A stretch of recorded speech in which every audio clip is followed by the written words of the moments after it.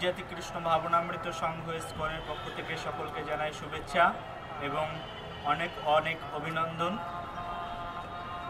আর আরও অভিনন্দন জানাই এই কারণে যারা আমার সঙ্গে আজকে উপস্থিত রয়েছেন এই অনলাইন ক্লাস কার্যক্রমে। তো আজকে বিশেষ করে আমি একটি বিশেষ প্রসিদ্ধ স্থানে এসে উপস্থিত হয়েছি। এই স্থানটির নাম হচ্ছে শ্রীধাম বৃন্দাবন। তো আমি এখন আপনাদের সঙ্গে শ্রীধাম বৃন্দাবনে অবস্থান করছি। তো শ্রীধাম বৃন্দাবনে আমি যেখানে বসে আপনাদের সঙ্গে এই কৃষ্ণ কথা প্রসঙ্গ আলোচনায় রত রয়েছি, এই স্থানটির নাম হচ্ছে সনাতন টিলা। শ্রীপাদ সনাতন গোস্বামী পাদ ইনি এখানে বসে ভজন করতেন এবং এখানে শ্রীপাদ সনাতন গোস্বামীর সঙ্গে ভগবান কৃষ্ণচন্দ্রের অনেক সুন্দর সুন্দর লীলা এখানে প্রকটিত হয়েছিল। শুধু ভক্তমণ্ডলী, আপনারা যারা আমাদের সঙ্গে রয়েছেন এই অনলাইন ক্লাস কার্যক্রমে সকলকে আবার অভিনন্দন জানাই। অভিনন্দন জানিয়ে আমাদের ক্লাস আমরা শুরু করতে যাচ্ছি। তো আমাদের আজকের প্রসঙ্গ হচ্ছে উপদেশামৃতের প্রথম শ্লোক। তো আমরা এই প্রথম শ্লোকের উপরে আলোচনা করব। আর যারা আমাদের এই ক্লাসে অংশগ্রহণ করেছেন সকলে ব্রজেশ্বরী শ্রীমতী রাধারানীর অনেক অনেক কৃপাভাজন হবেন এবং রাধারানীর ধামের এই দিব্য শক্তি অবশ্যই আপনাদের উপরে প্রভাব বিরাজ করবে বলে এটা আমি আশা করি। হরি বল। শুধু ভক্তমণ্ডলী, আমরা আজকে যে বিষয়টি আলোচনা করব সেই বিষয়টি হচ্ছে উপদেশামৃতের প্রথম শ্লোক। শ্রীপাদ রূপ গোস্বামী আমাদেরকে অনেক করুণা করে এই উপদেশামৃত গ্রন্থটি আমাদেরকে প্রদান করেছেন আমাদের জীবনকে সুন্দরভাবে গড়ে তুলবার জন্য। তো জীবনকে গড়ে তুলবার জন্য শ্রীপাদ রূপ গোস্বামী পাদের এই বিশেষ অবদান এক অনস্বীকার্য অবদান বলে পরিগণিত বর্তমান সমাজে। তো শ্রীপাদ রূপ গোস্বামী এখানে প্রথম যে শ্লোকটি বলেছেন আপনারা একটু লক্ষ্য করুন, তাহলে আপনারা খুব সুন্দরভাবে বুঝতে পারবেন শ্লোকটি। এবং আপনারা যারা অনলাইনে আমাদের সঙ্গে এই ক্লাসে অংশগ্রহণ করেছেন আপনাদেরকে অলরেডি আমি এই বুকসটি আপনাদেরকে পাঠিয়ে দিয়েছি আপনাদের অনলাইন কোর্সে। তো আপনারা অবশ্যই স্টাডি করেছেন, রিডিং করেছেন। তথাপিও আমি আবার বলছি, আপনারা এই শ্লোকটি ভালো করে শুনুন। এই শ্লোকটির প্রসঙ্গটি হচ্ছে, আমরা শুনেছি এর আগে যে ছয় বেগ দমি ছয় দোষ শোধি ছয় গুণ দেহ দাসে। তো শাস্ত্রে বৈষ্ণব আচার্যপদ কীর্তন করেছেন ছয় বেগ দমি ছয় দোষ শোধি ছয় গুণ দেহ দাসে। আমাদের ভিতরে ছয়টি বিশেষ বেগ রয়েছে আর এই বেগকে দমন করার কথা আচার্যপাদ বর্ণনা করেছেন। ছয় বেগ দমি ছয় দোষ শোধি, ছয়টি বিশেষ দোষ রয়েছে আমাদের হৃদয়ে আর এই ছয় দোষকে শোধন করার কথা আচার্যপাদ বলেছেন। আর ছয় গুণ দেহ দাসে, ছয়টি বিশেষ গুণ রয়েছে। এই গুণগুলো যদি আমরা অর্জন করতে পারি তাহলে অচিরাত কৃষ্ণচন্দ্র ভগবান আমাদেরকে অনেক অনেক করুণা প্রদান করবেন। তো আজকে আমরা আলোচনা করব ছয় বেগ দমি। কোন ছয়টি বেগ রয়েছে যে ছয়টি বেগ দমন করার কথা শাস্ত্রে বর্ণনা করা হয়েছে। তো এই প্রথম শ্লোকেই এটি আলোচনা করা হয়েছে সেই ছয়টি বেগ সম্পর্কে। তো আপনারা ইচ্ছা করলে আমাদের সঙ্গে উচ্চারণ করতে পারেন বা কনসেন্ট্রেশনটা ঠিক করে আপনারা শুনতে পারেন। ছয় বেগের বেগ সম্পর্কে এখানে প্রথম শ্লোকে আলোচনা করা হয়েছে, সেটি হচ্ছে বাচো বেগ মনসু ক্রোধ বেগম জিহ্বা বেগম উদারোপস্থ বেগম एतान बेगान जो विषेत धीरा सर्वामपि मां पृथिवीं शशिष्यात्। এই শ্লোকের অনুবাদ হচ্ছে, যে সংযমী ব্যক্তি বাক্যের বেগ, বাচবেগ মানে বাক্যের বেগ, মনস্য মনের বেগ, জিহ্বা বেগ, ক্রোধের বেগ, উদর এবং উপস্থের বেগ, এই 6টি বেগকে দমন করতে সক্ষম হন, তিনি সমগ্র পৃথিবীকে জয়লাভ করতে পারেন। এই শ্লোকে এই 6টি বেগের কথা আলোচনা করা হয়েছে। বাচবেগ অর্থাৎ বাক্যের বেগ, মনস মানে মনের বেগ, আর ক্রোধ বেগম অর্থাৎ ক্রোধের বেগ, জিহ্বা বেগম জিহ্বার বেগ, উদর উপস্থ বেগম আমাদের উদরের বেগ এবং উপস্থের বেগ, এই 6টি বেগকে দমন করার কথা আচার্যপাদ বর্ণনা করেছেন। দেখুন, এই পৃথিবীতে কেউ যদি ভগবানের প্রকৃত ভক্ত হতে চায়, তাহলে তাকে এই 6টি বেগ সম্পর্কে আগে ধারণা গ্রহণ করতে হবে। কেউ যদি গুরু হতে চায়, তাহলে তাকে এই 6টি বেগ পরিপূর্ণরূপে দমন করতে হবে, তবে তিনি একজন আদর্শ গুরু হওয়ার ক্ষমতা রাখেন। আর অন্যথায় কেউ যদি কৃষ্ণ ভক্তিও করতে চায়, কৃষ্ণ ভক্তির প্রধান অন্তরায় হচ্ছে এই 6টি বেগ। সেই জন্য আমাদেরকে এই 6টি বেগ দমন করার কথা শ্রীপাদ রূপ গোস্বামী আমাদের সম্মুখে তুলে ধরেছেন। বাচবেগ বিষয়টি কেমন? তো বাচবেগ কথাটির অর্থ হচ্ছে বাক্যের বেগ।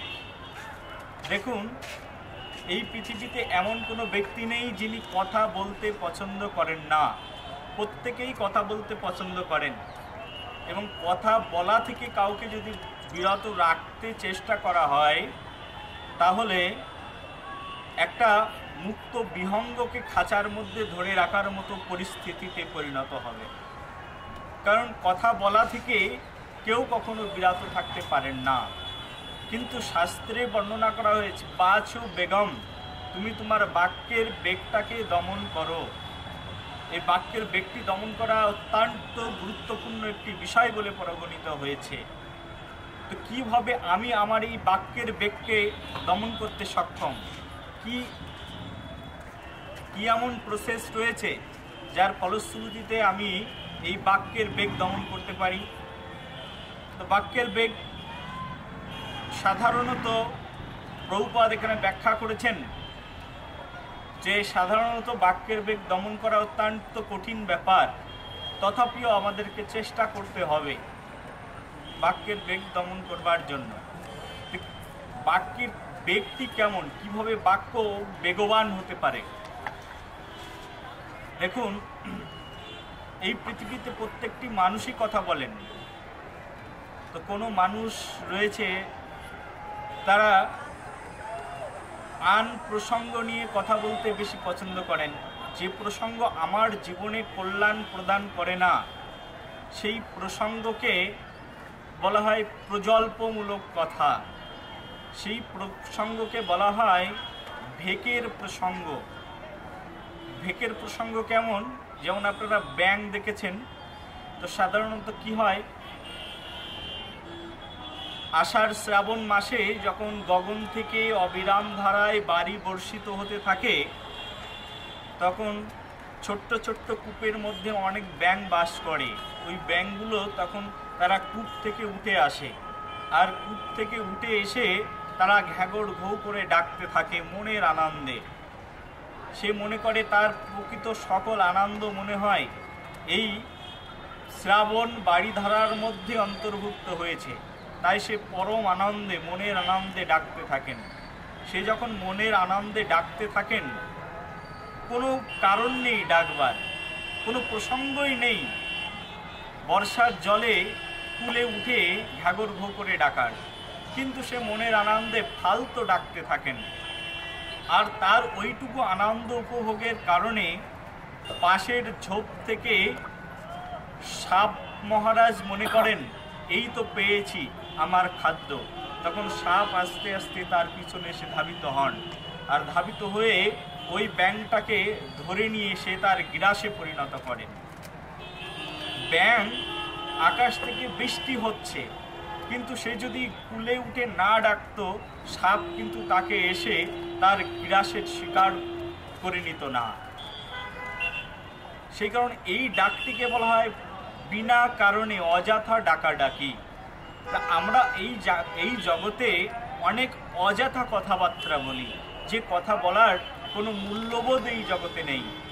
তো শাস্ত্রে বর্ণনা করা হয়েছে এই কথা বলার হ্যাবিটটাকে আমাদেরকে কমাতে হবে। সাধারণত আমরা দেখতে পাই, আমরা গ্রামগঞ্জের চায়ের টেবিলে সেখানে অনেক মানুষ একত্রিত হয়, সন্ধ্যাবেলায়, সকালবেলায় অথবা বিকালবেলা অনেক মানুষ সেখানে একত্রিত হয়। অনেকে বন্ধু বান্ধব এক জায়গায় হয়ে তারা আলোচনা করতে থাকে, আর তাদের আলোচনার বিষয়বস্তু হচ্ছে কোনো হয়তো রাজনৈতিক প্রসঙ্গ, না হলে কারোর ব্যক্তিগত প্রসঙ্গ, সামাজিক প্রসঙ্গ ইত্যাদি প্রসঙ্গ নিয়ে সকলে সেখানে বসে আলোচনা করে। কিন্তু এই আলোচনা জগৎ জীবের জন্য কতটুকু কল্যাণ বহন করে, শাস্ত্রে বর্ণনা করা হয়েছে একমাত্র কৃষ্ণ কথা ছাড়া এই পৃথিবীতে আর যা কিছু কথা আছে সেই কথা সব হচ্ছে ব্যাঙের ডাকের মতো। যদি কথাই বলতে হয় আমাদেরকে কৃষ্ণ কথা বলা উচিত। সেজন্য শাস্ত্রে সিদ্ধান্ত দেওয়া হয়েছে আমরা কথা বলার প্রবণতাটাকে বন্ধ করে রাখতে পারবো না। কারোর কথা বলার হ্যাবিট রয়েছে, কারোর মুখের মধ্যে যদি টেপ মেরে দিই তাও তার কথা বলার প্রবণতা বন্ধ হবে না। কারোর মুখ যদি সুই সুতা দিয়ে সেলাই করে দিই তাহলে তার কথা বলার প্রবণতা বন্ধ হবে না। সে অসুস্থ হয়ে পড়বে এবং তার জীবনযাত্রা একেবারে নিঃশেষ হয়ে যাবে। কথা তাকে বলতে দিতেই হবে, কিন্তু শাস্ত্রে বলছে এই কথা বলার অভ্যাসের মুখটিকে আমাদেরকে চেঞ্জ করা প্রয়োজন। কথা বলার অভ্যাসের মুখটাকে আমরা কিভাবে চেঞ্জ করতে পারি?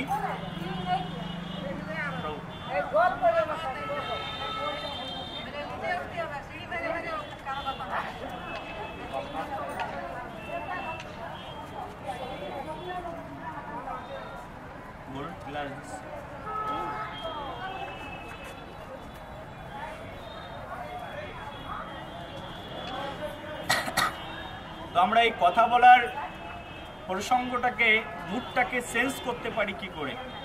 আমি যে কথাটি বলছি এই কথাটা যদি আমি কৃষ্ণ কথা বলি তাহলে আমার বাক্যের বেগ দমন করা সম্ভব।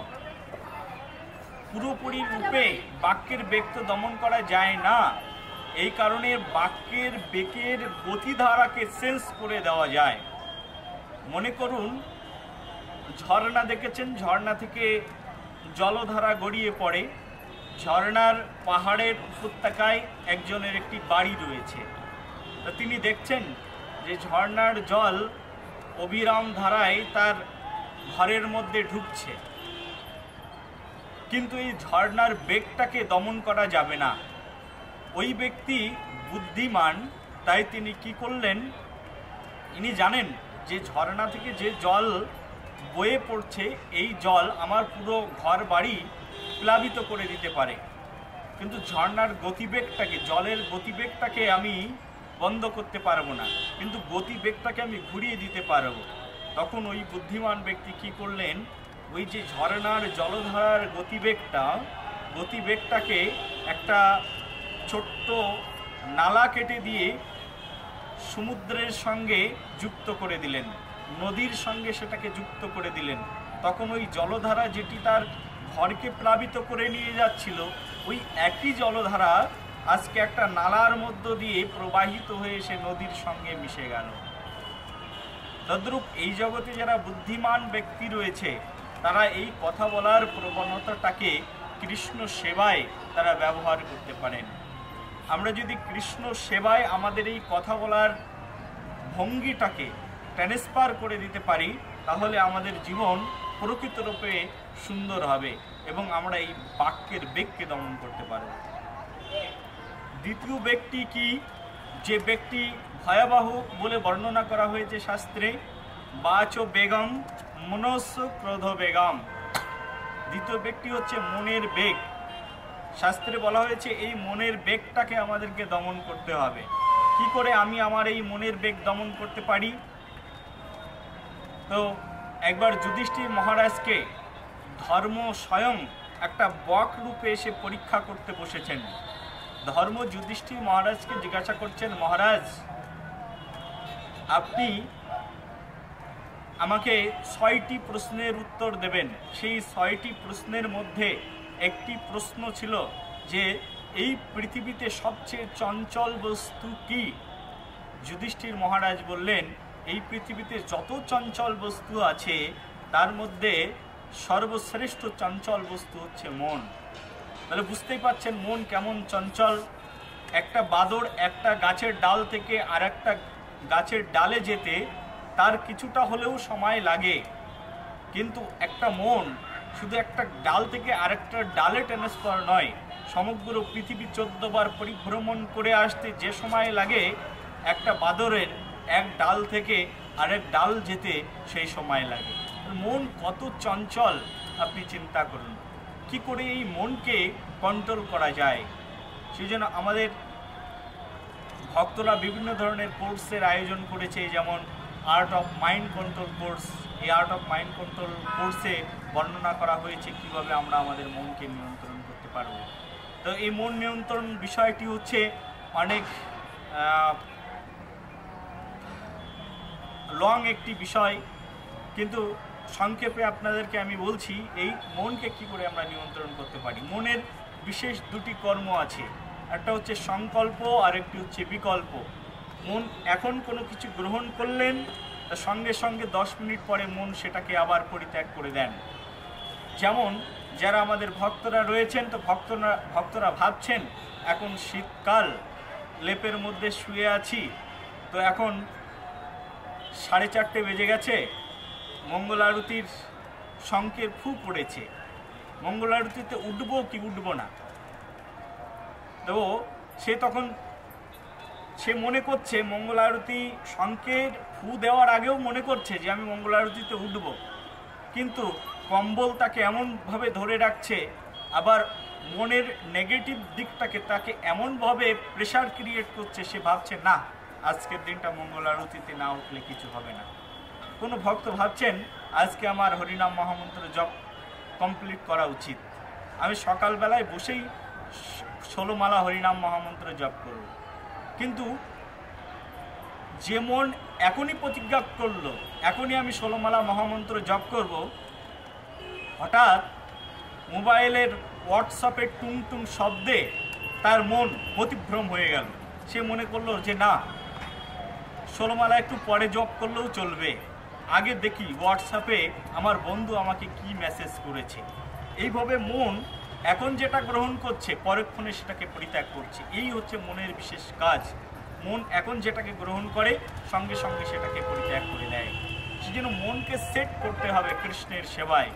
এখন মনে হচ্ছে যে আমি ভগবান কৃষ্ণের ভক্ত হব, আজ থেকে আমার যত ব্যাড হ্যাবিট আছে সব কৃষ্ণচরণে অর্পণ করে দেব। আবার কিছুক্ষণ পরে মন এত দুর্দমনীয়, আবার সেই ব্যাড হ্যাবিটগুলো করবার জন্য আমার মন চাঙ্গা হয়ে ওঠে। সেই জন্য আমাদেরকে মনটাকে কন্ট্রোল করতে হবে। কি করে আমি এই মনটাকে কন্ট্রোল করতে পারি? তো মনকে কন্ট্রোল করবার জন্য যে বিশেষ প্রসেস রয়েছে, সেই প্রসেসটি হচ্ছে এই মনটাকেও কৃষ্ণের সেবায় প্রদান করতে হবে, কৃষ্ণের চরণে মনকে অর্পণ করতে হবে। তাহলে আমি আমার এই মনটিকে কন্ট্রোল করতে পারবো। তো কৃষ্ণের সেবায় আমার যে মনটা আছে, এই মনটা যদি আমি কৃষ্ণের চরণারবিন্দে উৎসর্গ করতে পারি তাহলে আমার মনটাকে কন্ট্রোল করা সম্ভব, নচেত আমার মন কন্ট্রোল করা সম্ভব নয়। তাহলে এক গেল বাক্যের বেগ, দ্বিতীয় মনের বেগ, আর তৃতীয় হচ্ছে ক্রোধ বেগম, ক্রোধ বেগ। এই ক্রোধ বেগ অত্যন্ত সিরিয়াস একটি বিষয় আমাদের জন্য, কারণ এই ক্রোধ মানুষকে একেবারে ধ্বংসের শেষ প্রান্তে পৌঁছে দিতে পারে। ক্রোধ এমন একটি রিপু। দেখেছেন আপনারা আগুন, গাছে গাছে যখন ঘর্ষণ লাগে তখন জঙ্গলে যে আগুন প্রজ্বলিত হয় এটাকে বললে দাবানল। যখন জঙ্গলে দাবানল প্রজ্বলিত হয়, জঙ্গলের সকল গাছ পুড়ে ধ্বংস হয়ে যায়, সেখানে কেউই বাঁচতে পারে না। এই দাবানল গাছে গাছে ঘর্ষণজনিত আগুন যেমন একটা পুরো জঙ্গলকে ধ্বংস করে দিতে পারে, ক্রোধ তারও চেয়ে আরও ভয়ানক দাবানল। এই ক্রোধ অগ্নি যদি একটা মানুষের হৃদয়ে প্রজ্বলিত হয়, সেই মানুষের পুরো জীবনকে দগ্ধ করে দিতে পারে। এবং ক্রোধ অগ্নি যদি কারোর হৃদয়ে প্রজ্বলিত হয়, ওই মানুষ তো নিজে ধ্বংস হয়, সঙ্গে সঙ্গে সে তার পরিবারকে ধ্বংস করে দিতে পারে। এই ক্রোধ অগ্নি যদি একজন মানুষের হৃদয়ে প্রজ্বলিত হয়, শুধু তার পরিবার নয়, সে তার সমাজটাকে ধ্বংস করে দিতে পারে। শুধু সমাজ নয়, একটা দেশকে পর্যন্ত ধ্বংস করে দিতে পারে ক্রোধ অগ্নি। এমন অনেক হাজারো এক্সাম্পল রয়েছে আমাদের পুরাণ মহাভারতে, আমরা দেখতে পাই ক্রোধ অগ্নিতে ভস্মীভূত হয়েছে অনেক মহান মহান রাজারা পর্যন্ত। সেই জন্য এই ক্রোধ আমাদের জীবনে ভালো কিছু প্রদান করতে পারে না, কিন্তু এই ক্রোধটি আমাদের জীবনকে ধ্বংস করে দিতে পারে। তো কী করে আমি এই ক্রোধটিকে দমন করব? যেমন ক্রোধের অনেক এক্সাম্পল দেওয়া যেতে পারে। আপনারা যেমন নাম শুনেছেন আমাদের অস্ত্রগুরু দ্রোণাচার্য এবং দ্রুপদ, তাঁরা দুইজন বন্ধু ছিলেন। শৈশবে একসঙ্গে খেতেন, একসঙ্গে গুরুকুলে তারা অধ্যয়ন করতেন, অস্ত্র চর্চা করতেন। কিন্তু দ্রোণাচার্য তিনি ব্রাহ্মণের পুত্র এবং দ্রুপদ ছিলেন রাজপুত্র। একবার বন্ধুত্বের খাতিরে দ্রুপদ দ্রোণাচার্যকে বললেন, বন্ধু, আমি যখন রাজা হব আমার রাজ্যের অর্ধেক ভাগ তোমাকে দেব। কিন্তু দ্রোণাচার্য তেমন লোভী ব্যক্তি ছিলেন না। তিনি দুইজনের অস্ত্র শিক্ষা সমাপন হলো, দ্রোণাচার্য তার ভবনে ফিরে আসলেন, দ্রুপদ তার রাজভবনে গিয়ে রাজা হয়ে গেলেন। একদিন দ্রোণাচার্যের সংসারে খুব অভাব অনাটন আসলো। দ্রোণাচার্য মনে করলেন তার বন্ধুর শরণাপন্ন হবেন। দ্রোণাচার্য একদিন রাজা দ্রুপদের রাজমহলে গেলেন। রাজা দ্রুপদ দ্রোণাচার্যকে খুব করে অপমান করলেন। হ্যাঁ, তুমি আমার কাছে বন্ধুত্বের দাবি নিয়ে এসেছো? বন্ধু তো হয় সমানে সমানে। কি ঐশ্বর্য আছে, কি প্রতিপত্তি আছে তোমার, যার দরুন তুমি আমার কাছে এসেছো বন্ধুত্বের দাবি নিয়ে? তুমি বেরিয়ে যাও, তোমার মতো বন্ধু আমি চিনি না। দ্রোণাচার্য সেখান থেকে ফিরে আসলেন, কিন্তু তার হৃদয়ে ক্রোধ অগ্নি জ্বলে উঠেছিল। ভাগ্যের বিড়ম্বনায় একদিন দ্রোণাচার্য কৌরব পাণ্ডবদের অস্ত্রগুরু পদে নিযুক্ত হলেন। যখন কৌরব এবং পাণ্ডবদের অস্ত্র শিক্ষা সমাপন করলেন এই দ্রোণাচার্য তার শিষ্যদেরকে বললেন, তোমরা গুরুদক্ষিণা দিতে চাও? শিষ্যরা সবাই বললেন, গুরুদেব বলুন কি গুরুদক্ষিণা আপনি চান? দ্রোণাচার্য বললেন, যাও, গুরুদক্ষিণা যদি দিতে হয় যুদ্ধ করে দ্রুপদকে হারিয়ে তাকে আমার পায়ের সামনে নিয়ে এসে ফেলো। তখন কৌরবরা এবং পাণ্ডবরা উভয়ে যুদ্ধ করে এই দ্রুপদকে পরাজিত করে তাকে ধরে নিয়ে এসে তার গুরুদেবের চরণে সমর্পণ করলেন। এবং দ্রোণাচার্য বললেন যে আজ আমি তোমার উপযুক্ত প্রতিশোধ নিয়েছি। তুমি যে আমাকে অপমান করেছিলে সেই অপমানের প্রতিশোধ আজ নিতে আমি সক্ষম হয়েছি। আজ তোমার রাজ্যও আমার এবং তুমিও আমার, কিন্তু আমি তোমাকে অর্ধেক রাজ্য ফিরিয়ে দিচ্ছি। যাও, তুমি অর্ধেক রাজ্যে গিয়ে রাজত্ব করো, আমি তোমাকে করুণা করলাম। এইভাবে দ্রুপদকে অপমান করে দ্রোণাচার্য ফিরিয়ে দিলেন। দ্রুপদ আবার প্ল্যান করতে থাকলেন কি করে দ্রোণাচার্যকে ধ্বংস করা যায়। ক্রোধ অগ্নি এমন যদি জ্বলে ওঠে পুরো সমাজ দেশকে পর্যন্ত ধ্বংস করে দিতে পারে। আমাদের হৃদয়েও ক্রোধ রয়েছে, কিন্তু এই ক্রোধটাকে আমরা কি করে দমন করব? ক্রোধটাকে দমন করবার জন্য সেই জন্য রূপ গোস্বামীপাদ বলছেন এই ক্রোধ কখনো দমন হয় না, এটা তো হৃদয়ে রয়েছেই, কি করে দমন করবেন? কিন্তু ক্রোধের মাত্রাটাকে আমরা চেঞ্জ করে দিতে পারি। যে ক্রোধটা আমার ভিতরে আছে এই ক্রোধটা গতিবেগটাকে আমি ঘুরিয়ে দিতে পারি। ক্রোধ কি করা যায়? ক্রোধ বিষ্ণু বিদ্বেষী জনে। যেমন আমরা দেখতে পাই হনুমানের হৃদয়ে ক্রোধ ছিল, আর তিনি ক্রোধ নিয়ে লঙ্কায় আগুন ধরিয়ে দিয়েছিলেন। তার ক্রোধটাকে তিনি রামচন্দ্রের সেবায় নিয়োজিত করেছিলেন। পরবর্তীতে এই হনুমান রামচন্দ্রের প্রিয় ভক্তে পরিণত হয়েছিলেন। আমরা দেখতে পাই অর্জুনের হৃদয়েও ক্রোধ আছে। অর্জুন ক্রোধ বলে তিনি কৌরবদেরকে হারিয়ে দিয়েছেন। হাজার হাজার অক্ষৌহিনী, লক্ষ অক্ষৌহিনী সৈন্যকে তিনি মেরে দিয়েছেন, কারণ তিনি কৃষ্ণের সেবা করেছেন। কৃষ্ণ তাকে বলেছেন অস্ত্র ধারণ করতে, তাই তিনি অস্ত্র ধারণ করেছেন এবং অস্ত্র ধারণ করে যুদ্ধ করে তিনি কৃষ্ণের সেবা করেছেন। তার ক্রোধটাকে তিনি কৃষ্ণ চরণে সমর্পণ করেছেন। সেই জন্য আমরা আমাদের এই ক্রোধটাকে কৃষ্ণ চরণেই সমর্পণ করতে পারি। ক্রোধ কৃষ্ণ বিদ্বেষী জনে, যিনি কৃষ্ণ বিদ্বেষী তাকে আমরা ক্রোধ প্রকাশ করতে পারি। কিন্তু কৃষ্ণ ভক্তের উপরে ক্রোধ করলে কৃষ্ণ কিন্তু আমাদের কখনো ক্ষমা করবেন না। বৈষ্ণবের উপরে ক্রোধ করলে ভগবান কখনো আমাদেরকে ক্ষমা করবেন না। বৈষ্ণব কৃষ্ণ বিদ্বেষী জনে আমরা এই ক্রোধটাকে নিয়োগ করতে পারি, এভাবে আমরা ক্রোধ দমন করতে পারি। তারপরে রয়েছে জিহ্বা বেগম এবং উদার উপস্থ বেগম। জিহ্বা বেগটি কি?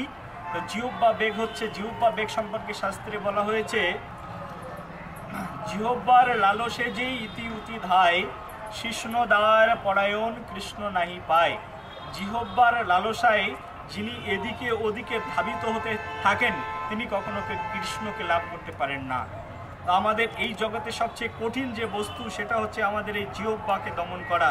জিহ্বাকে দমন করা এতটাই কঠিন যে ভক্তি বিনোদ ঠাকুর বলেছেন, শরীর অবিদ্যা জাল, জড় ইন্দ্রিয় তাহে কাল, জীবে ফেলে বিষয় সাগরে। তার মধ্যে জিহ্বা অতি লোভময় সুদূরমতি, তাকে জেতা কঠিন সংসারে। অর্থাৎ শরীর অবিদ্যা জাল, জড় ইন্দ্রিয় তাহে কাল। এই শরীরটা হচ্ছে অবিদ্যার জাল, আর জড় ইন্দ্রিয় যে আমাদের রয়েছে এটা হচ্ছে তার মধ্যে একটা মহাকাল। এই জীবে ফেলে বিষয় সাগরে, জীবকে বিষয় সাগরের মধ্যে নিক্ষেপ করে ফেলে। তার মধ্যে জিহ্বা অতি লোভময় সুদূরমতি। আর এই সকল বেগের মধ্যে জিহ্বা হচ্ছে অত্যন্ত লোভময়। এটাকে দমন করা খুব কঠিন ব্যাপার, কিন্তু আমরা এই জিহ্বার বেগটাকে কি করে দমন করতে পারি? জিহ্বার বেগ দমন করবার জন্য আমাদের কাছে একটি উপায় রয়েছে, সেটি হচ্ছে আমরা আমাদের জিহ্বা সবসময় রসালো রসালো খাবার খেতে পছন্দ করে। সেই জন্য ভালো খাবার জন্য আমাদের অনেক সুন্দর সুন্দর আইটেম রয়েছে। আমরা নিরামিষ আইটেমগুলো সুন্দর করে শাক সবজি ইত্যাদি রান্না করে ভগবানকে নিবেদন করতে পারি। মহাপ্রভুর প্রিয় শাকতা সুকাতি বাজি, ললিতা কুষ্মাণ্ড, ডালি ডালনা, দুগ্ধ তম্বি, দুধি মুচা খণ্ড, অনেক রকমের বস্তু রয়েছে। জিহ্বাকে দমন করবার জন্য আমরা ভগবানের প্রসাদ গ্রহণ করতে পারি। ভগবানের সুন্দর সুন্দর রান্না করে আমরা ভগবানকে অফার করতে পারি এবং ভগবানকে নিবেদন করে ভগবানের প্রসাদ খেয়ে আমাদের এই জিহ্বাকে আমরা দমন করতে সক্ষম হতে পারি। আর উদর এবং উপস্থের বেগ, এই জিহ্বা বেগ উদার বেগ একই সরল রেখায় অবস্থান করছে এবং উপস্থ বেগ তার সঙ্গে কানেক্টেড রয়েছে। আমরা উপস্থ বেগ দমন করবার জন্য আমাদের সাত্বিক খাবার গ্রহণ করা উচিত। আর আমরা যখন সাত্বিক খাবার, সাত্বিক মনোবৃত্তি আমরা আমাদের হৃদয়ে গ্রহণ করতে পারবো, তখন আমরা আমাদের উপস্থ বেগকে দমন করতে সক্ষম হব। সেই জন্য এই জিহ্বা বেগ এটা অত্যন্ত গুরুত্বপূর্ণ। জিহ্বা, উদর এবং উপস্থের বেগ, এই তিনটিকে দমন করবার জন্য আমাদেরকে সাত্বিক গুণে অধিষ্ঠিত হতে হবে। আমরা যদি সাত্বিক গুণে অধিষ্ঠিত হতে পারি তাহলে আমাদের এই জিহ্বা বেগ, উদর বেগ এবং উপস্থের বেগ এগুলোকে দমন করা সম্ভব। উপস্থের বেগ সম্পর্কে বলা হয়েছে যে আমাদের ইন্দ্রিয় এতটাই সবল, আমাদের ইন্দ্রিয় সবসময় কোনো কিছুকে ভোগ করতে চায়। সেই জন্য আমাদের এই ইন্দ্রিয়কে সদা সর্বক্ষণ একটা সাত্বিক পরিবেশের গণ্ডির মধ্যে সবসময় আমাদেরকে নিয়োজিত রাখতে হবে। আর যখন আমি সাত্বিক পরিবেশের গণ্ডির মধ্যে থাকব তাহলে তখন আমি আমার এই উপস্থ বেগকে আমি যথাযথ রূপে দমন করতে সক্ষম হব। তো সেই জন্য আমাদের ইসকন ভক্তদের জন্য প্রিন্সিপাল রয়েছেন যে অবৈধ যৌন সঙ্গ করা এটা অত্যন্ত ভয়াবহ এবং একটি সিরিয়াস কর্ম বলে পরিগণিত করা হয়েছে। তো সেই জন্য আমাদের ভক্তরা যারা বিবাহিত জীবনেও রয়েছেন তারাও অনেক রুল এবং রেস্ট্রিকশন নিয়ে তারা জীবনযাপন করছেন। বিবাহিত জীবনে যারা রয়েছেন তাদের শিক্ষাগুরুর কাছে থেকে বিবাহিত জীবনে কেমনভাবে যৌন সঙ্গ উপভোগ করা যায় তার উপরে তাদেরকে শিক্ষা গ্রহণ করা উচিত এবং শাস্ত্রের নির্দেশাবলী তাদেরকে পালন করা উচিত। এভাবে শাস্ত্রের নির্দেশের মধ্যে থেকেও বিবাহিত জীবনে আমরা আমাদের উপস্থ ব্যক্তিকে কন্ট্রোল করতে পারি। অন্যথায় অবৈধভাবে আমাদের যৌন সঙ্গ বা যৌন চিন্তা ভাবনা ইত্যাদি থেকে আমরা আমাদের মনটাকে যদি বিরত রাখতে পারি তাহলে আমরা প্রকৃত রূপে আমরা আমাদের উপস্থ বেগ দমন করতে সক্ষম হতে পারি। সেই জন্য শুধু ভক্তমণ্ডলী আপনাদেরকে অনেক অনেক শুভেচ্ছা। আমাদের সঙ্গে এই গোধূলি লগ্নে শ্রীধাম বৃন্দাবনে উপদেশামৃতের ক্লাসে অংশগ্রহণ করবার জন্য আপনারা দেখতে পাচ্ছেন চারিদিকে অন্ধকার হয়ে আসছে।